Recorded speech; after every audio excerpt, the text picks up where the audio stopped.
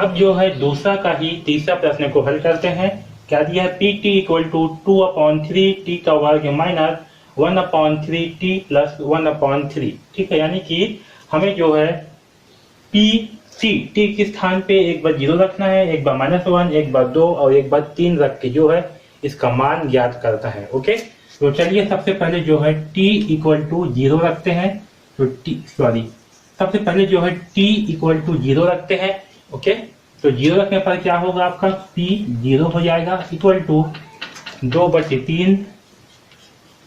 t का मान क्या रखेंगे 0, तो यहाँ होगा 0 का वर्ग माइनस 1/3, 0 प्लस 1/3। तो देखिए 2/3 इंटू 0 की घात 2, तो 0 की घात 2 का मान क्या होगा 0, यानी कि 2/3 इंटू 0 करने पर 0 प्राप्त होगा। उसी प्रकार से 1/3 इंटू 0 करने पर 0 आएगा और आपका 1/3। तो हमें P0 का मान क्या प्राप्त हुआ 1/3, यानी कि t इक्वल टू 0 रखने पर हमें क्या प्राप्त होगा 1/3। ओके, अब चलिए t का मान -1 रखते हैं। तो t इक्वल टू -1 रखने पर ओके, तो देखिए -1 रखेंगे तो क्या होगा आपका p -1 इक्वल टू 2/3 -1 की घात 2, ठीक है, माइनस 1/3 -1 प्लस 1/3। अब देखिए यहाँ पास ये तो है आपका 2/3 इंटू -1 की घात 2। अब -1 की घात में क्या है 2, तो जब -1 की घात में 2 है तो -1 इंटू -1 होगा तो क्या हो जाएगा ये आपका +1 हो जाएगा। क्या होगा +1, तो यहाँ पास आएगा 1। क्या आएगा 2/3 गुणित 1। ठीक है, यहाँ माइनस है और यहाँ भी -1 है, तो जब -1/3 गुणित -1 होगा तो क्या होगा, ऋण और ऋण दोनों मिल करके धन हो जाएंगे। तो यहाँ होगा धन 1/3 धन 1/3। ओके, अब देखिए 2/3 गुणित 1 होगा तो हमें जो है 2/3 ही प्राप्त होगा, प्लस 1/3 प्लस 1/3। ठीक है, अब इन तीनों में हर जो है समान है तो इसके अंश को जो है आपस में जोड़ लेते हैं। तो क्या होगा 2 और 1 3, 3 और 1 4। ठीक है, तो इसके अंश क्या है, इसके हर जो है आपस में समान है। तो क्या होगा 2 + 1 + 1, यानी कि 2 और 1 3 और 1 4। तो हमें जो है t-1 बराबर क्या प्राप्त होगा 4/3। ठीक है, तो ये जो है हमारा आंसर होगा। ठीक है, तो p-1 यानी कि t का मान -1 रखने पर हमें क्या प्राप्त होगा 4/3। ठीक है, अब जो है t का मान 2 रखते हैं। तो 2 रखने पर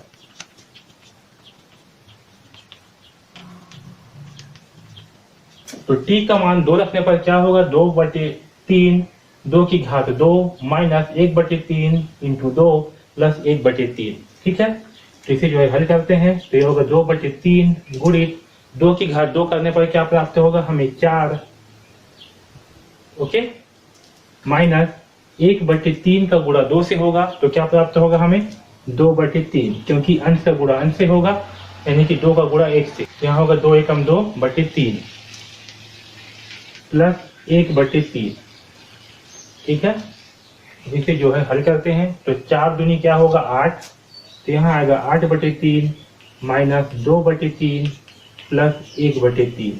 ठीक है, तीनों में हल क्या है समान है, इसे जो है आपस में पहले जो है धन धन वाले को जोड़ लेते हैं, फिर माइनस को घटा देंगे। ठीक है, तो क्या होगा 8/3 प्लस 1/3 माइनस 2/3।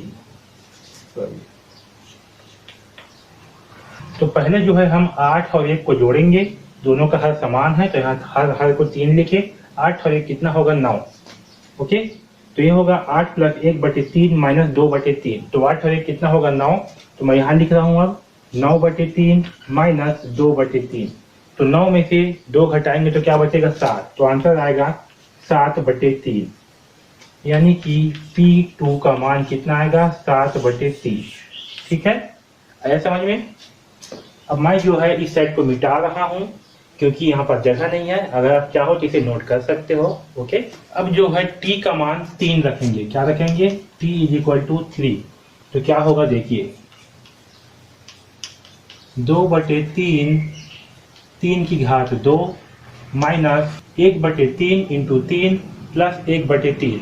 अब यहाँ देखिए 2/3 है, 3 की घात 2 है, तो क्या होगा 3 इंटू 3 यानी कि 9, तो 2/3 इंटू 9 होगा, माइनस 3 इंटू 1 होगा तो क्या होगा आपका 3/3 हो जाएगा, प्लस 1/3।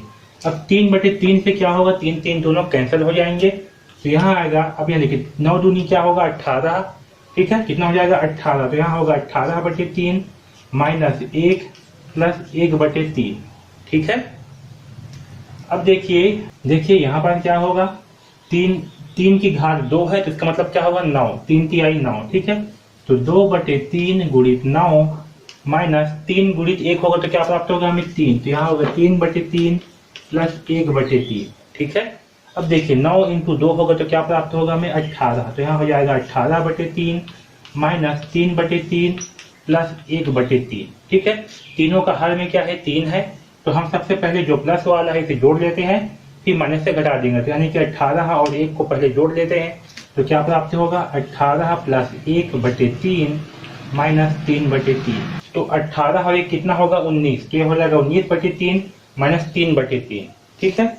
अब मैं इस साइड को ही मिटा रहा हूँ, तो देखिए कितना है माइनस 19/3 माइनस 3/3, तो दोनों का हर समान है, तो नीचे में 3 रहेगा और यहाँ जो है 19 माइनस 3 हो जाएगा। तो 19 माइनस 3 करने पर क्या प्राप्त होगा हमें, 19 माइनस 3 करने पर जो है 16 प्राप्त होगा, तो यहाँ आएगा 16/3, ओके। तो P3 का मान क्या आएगा 16/3, यानी कि T = 3 रखने पर हमें 16/3 प्राप्त होगा, ओके। तो इस प्रकार से जो है इस प्रश्न क्रमांक 3 को हल करेंगे, ठीक है।